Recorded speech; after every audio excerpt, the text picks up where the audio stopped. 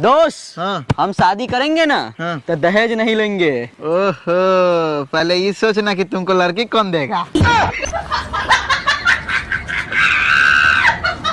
अरे रिपोर्टर साला, आज हम एक लड़की के हाथ खूबे कुछ मुझे किया। अरे वाह, कौन है वो लड़की? बोला बोला। तोरे माल प्रीतिया को बड़ा मजा आया। अरे दोस्त काहे उदास है? अरे कुछ नहीं हुआ है। अरे बताओ ना भाई, काहे लत शर्मा रहा है बताओ।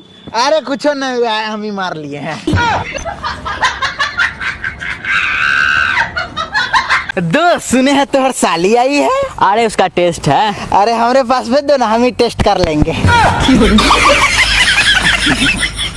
नमस्कार, प्रणाम, पेलम पेल न्यूज। अरे रिपोर्टर तोर माल तो बहुत मस्त है रे। अरे थैंक यू, के नाम रिपोर्टर के माल है ना रे। हाँ ठीक है, कह रहा है छू के देखे तो बहुत मुलायम था। तो हमारे साथ एक बच्चा जुड़ चुका है, तो चलिए इनसे पूछते हैं। अब बाबू तुम स्कूल जाते हो? जाते हैं। और कौन सा स्कूल जाते हो? सरकारी स्कूल। और उसमें पढ़ाई वढ़ाई होता है? लाड़ा पढ़ाई होता है, खाली खिचड़ी खाने के बहाने जाते हैं।